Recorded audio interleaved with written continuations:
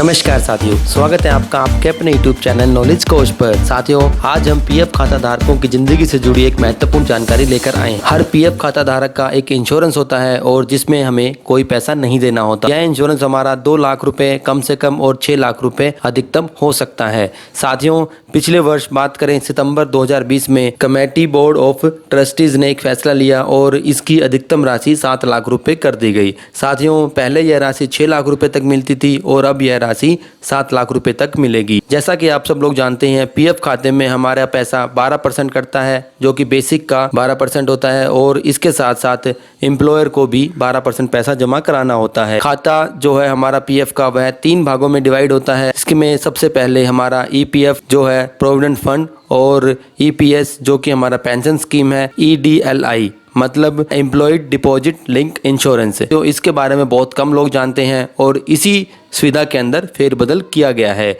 इस इंश्योरेंस का पैसा हमारे अकाउंट से नहीं कटता। जो भी पैसा होता है हमारा वो ईपीएफ में और एम्प्लॉयर द्वारा जो पैसा जमा कराया जाता है वो हमारा ईपीएस और ईपीएफ दोनों भागों में जाता है। तो 0.5% पैसा एम्प्लॉयर द्वारा ही हमारे पीएफ खाते में जमा कराया जाता है और वह हमारा employees deposit link insurance scheme में जाता है। इसके तहत हमें 6 लाख रुपए तक का इंश्योरेंस मिलता था और अब यह इंश्योरेंस राशि बढ़ाकर 7 लाख रुपए कर दी गई है।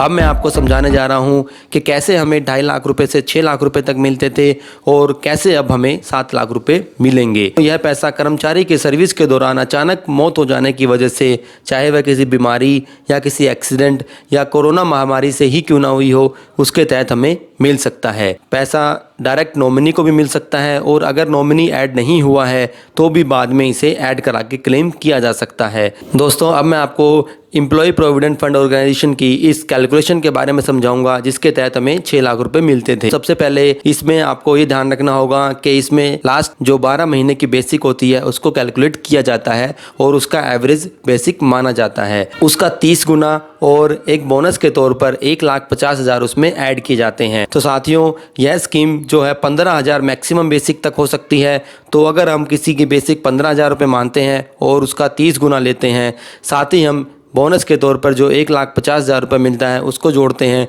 तो हमारा जो पैसा 6 लाख रुपए हो जाता है। और यह कम हो सकता है क्योंकि अधिकतम जो बेसिक वो है 15,000 ही कैलकुलेट की जा सकती है। क्यों अब इस स्कीम में चेंज किया गया है और हमारी लास्ट बेसिक जो 15,000 रुपये कैलकुलेट की गई है उसका 35 गुना बोनस के तौर पर 1,75,000 रुपया ऐड किया जाएगा।